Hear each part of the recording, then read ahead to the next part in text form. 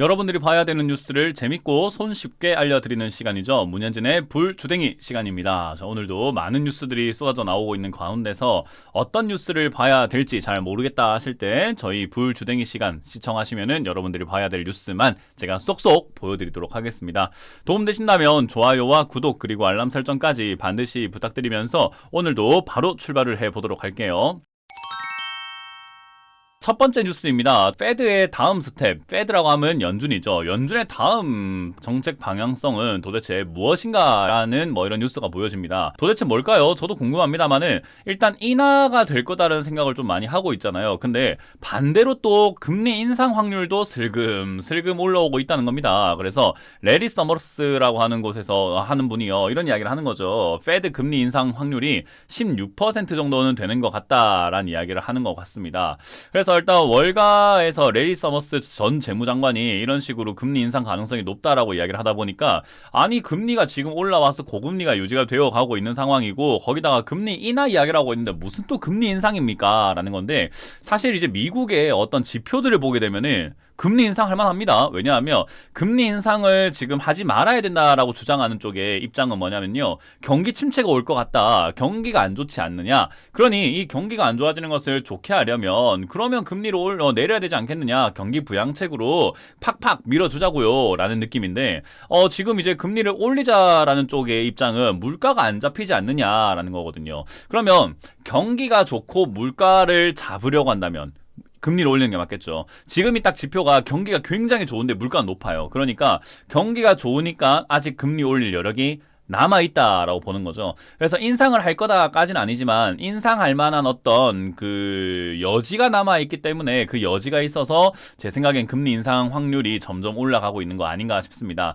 금리가 더 올라갈지 아니면 이 고금리가 유지가 될지는 봐야 되겠지만 적어도 금리 인하에 대한 기대감들은 지금 많이 사라지고 있다라는 것이 현실인 것 같아요. 근데 이제 반대로 중국은 사실상 기준금리라고 불리는 LPR 5년물 25bp를 인하하는 선택을 했습니다. 왜냐하면 지금 중국 경기 안 좋다라는 이야기 많이 들어보셨을 겁니다. 앞으로도 안 좋아질 거고 그 안 좋아지는 이유가 부동산 발이다. 부동산 때문에 안 좋다라는 이야기 들어보셨을 텐데 지금 이제 그런 이야기들이 계속 나오게 되면서 중국은 지금 경기를 부양을 해야 되는데 400조가 넘는 돈을 갖다가 증시 부양을 하겠다라고 했지만 약간 미미한 것 같고요. 경기를 살리려고 한다면 결국은 뭔가를 부양을 시킬 만한 어떤 선택을 해야 되는데 그 선택 중에 하나가 바로 이젠 기준금리라고 불릴 수 있는 LPR 5년물을 내렸구나라고 생각하시면 될 것 같습니다.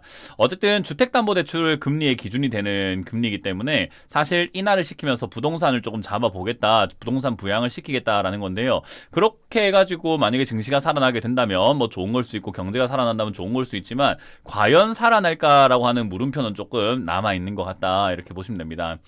각국에서 이제 금리를 내릴까 올릴까 결정을 하면서 증시를 부양시킬까 말까 하는 과정에서 이제 중국은 증시 부양책으로 금리 인하를 했는데 우리나라는 조금 다른 선택을 했죠. 밸류업 프로젝트라고 하는 것을 실행을 했는데 저 PBR 관련주들을 급등을 시켜보겠다라는 요소인 것 같아요. PBR, ROE 등등 재무 지표들을 조금 참고해가지고 코리아 디스카운트를 해소하기 위해서 기업의 밸류업, 가치를 증가시키는 프로그램을 한번 해보겠다라는 거고요. 이 외에도 사실은 이제 비재무적 지표들도 비재무적 요소들도 조금은 도입을 한번 해보겠다라는 겁니다.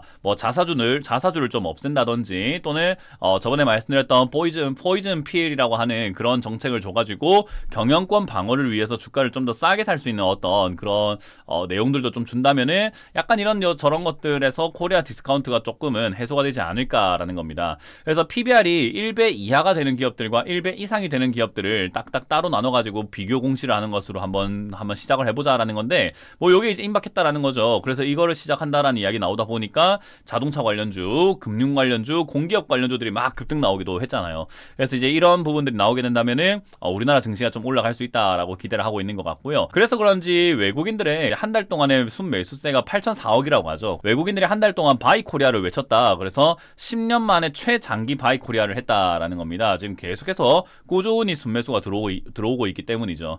자, 어찌됐든 이렇게 순매수가 꾸준히 들어온다라는 것 자체가 나쁜 건 아닙니다만은 저희 불주댕이 시간 오랫동안 보신 분들은 아시겠지만 작년 11월에 제가 공매도 금지가 되면은 외국인들은 매수할 수밖에 없다라고 했던 거 기억나실 겁니다. 그렇기 때문에 사실 이거는 제 예상이 맞다면은 시한부, 그러니까 결국 정해져 있는 매수세다라고 이해할 수 있을 것 같아요. 그럼 언제까지 매수할 겁니까? 라고 하면은 적어도 6월 전에는 이 매수세가 끊길 가능성이 높겠죠. 6월에 공매도 금지가 풀리는 순간 공매도를 다시 시작을 할 거니까 주가를 내려야 될 거 아니에요. 그럼 매도를 해야 되겠죠. 그래서 이제 그런 부분들을 생각한다면 이 순매수는 기간은 정해져 있지만 그렇다고 해서 바로 코앞 내일까지라는 기한은 아니기 때문에 증시가 조금 더 우상향하거나 아직까지는 바닥 종목이든 뭐든 PBR 관련주, 저 PBR 관련주든 뭐든 간에 좀 올라가는 그런 그림이 나올 수 있겠다 생각이 듭니다. 기대감들이 많이 모여서 그런가 증시로 돌아오는 자금의 일평균 거래대금이 20조를 넘었다라는 건데 이게 이제 지난해 8월 이후로 20조가 넘은 거는 이제 올해는 처음이라고 하죠. 그래서 지금 이제 일평균 거래대금이 21조 원을 찍으면서 하루의 거래대금 자체가 회복이 되어가고 있다라는 건데 어떻게 보면은 이게 우리가 외국인들이 막 매수를 함으로 인해 가지고 개인들을 꼬시는 내용이 될지, 그러니까 개인들이 아니라 세력들이 사가지고 진짜 앞으로 우리나라 증시가 우상향해서 3,000포인트, 4,000포인트 날아가게 되는 어떤 씨앗이 될지는 조금 더 궁금하다. 좀 더 지켜봐야 된다 생각이 듭니다. 그래서 작년 7, 8월 달에도 이제 거래대금이 이제 제가 뭐 그래프 하나 옆에 이렇게 좀 띄워드릴 텐데 이 손바닥 앞에 짠 하고 나왔죠. 여기 보면은 이 그래프를 보시게 되면은 일평균 거래대금이 7, 8월 달에 굉장히 높았거든요. 근데 7, 8월 달이 어쨌는가 하면요. 코스피가 이제 지수가 고점을 찍었던 때예요. 작년도 7, 8월 고점 찍고 난 다음에 2,600포인트를 딱 찍은 다음에 2,200포인트까지 그냥 증시가 박살나 버렸습니다. 그러니까 거래대금이 가장 높을 때가 증시가 고점이었던 경우들이 많다라는 뜻을 우리가 한번 해석해 볼 수가 있겠죠. 그래서 자칫 잘못하면 이거는 고점이 될 수도 있는, 단기 고점이 되든 장기 고점이 되든 뭐 어찌됐든 간에 단기적으로든 고점이 될 수 있는 그런 상황일 수도 있겠구나라고 생각을 해봐야 될 것 같아요. 그래서 지금 이 여러 가지 내용들이 조금 이렇게 좋은 이야기들이 들려오는 것 같다 생각이 들잖아요. 그러다 보니까 개인들이 기대가 되는 걸, 지금 증시 너무 좋은 것 같다, 그러니까 내가 매수해야 되겠어 라고 하는 움직임이 나와가지고 순매수가 막 들어오는 것 같은데 저는 개인적으로 이 증시 거래 대금 지금 늘어나고 있는 것은 그냥 진짜로 우리가 말하는 세력과 개미의 입장으로 딱 따져봤을 때는 개미인 것 같다. 그러니 증시가 조금 위험해 보인다 생각이 듭니다. 특히나 요즘에 역발상 투자를 보시면 아시겠지만 상한가에 들어가는 종목들의 구성이 너무 좋지 않다는 거 알고 계시잖아요. 그렇기 때문에 그런 걸 다 따져본다면 저는 개인적으로 지금 증시 단단하지 않다. 그러니까 올라는 가고 있고 지금 건물을 막 지어 올리고 있지만 어떻게 보면 좀 부실 공사 같다 생각이 듭니다. 그래서 이 부실한 공사가 무너질 수 있으니 어찌됐든 여러분들은 과감한 투자를 하면서 고점에 있는 기업들을 사면 안 되겠죠. 부실 공사라고 한다면 저점에 있는 기업들을 좀 잡아가지고 우리가 매매하는 것이 조금 더 도움되지 않을까 생각이 듭니다. 이왕이면 현금 들고 기다리거나 현금화를 할 수 있다면 최고겠죠. 그래서 저는 현금화를 할 수 있다면 최대한 하라라는 이야기를 계속해서 드린다는 점 기억을 하시면 되겠습니다. 자, 이렇게 오늘 불주댕이 맞춰보도록 하고요. 다음 증시가 또 어떻게 될지는 다음 주 뉴스에 제가 또 재밌는 이야기들, 또 도움이 될 만한 뉴스들 추려와가지고 여러분들께 알려드리도록 하겠습니다. 역시나 도움됐다면 좋아요, 구독, 그리고 알람 설정까지 반드시 부탁드리면서 마무리 지어보도록 할게요. 문현진의 불주댕이 시간이었습니다. 고맙습니다. 지금 보신 영상이 도움되셨다면 좋아요와 구독, 그리고 알람 설정까지 반드시 부탁드리고요. 여러분들의 응원 댓글도 달아주신다면 저희가 항상 힘을 받도록 하겠습니다. 저도 여러분들의 성공 투자를 기원하도록 하겠습니다.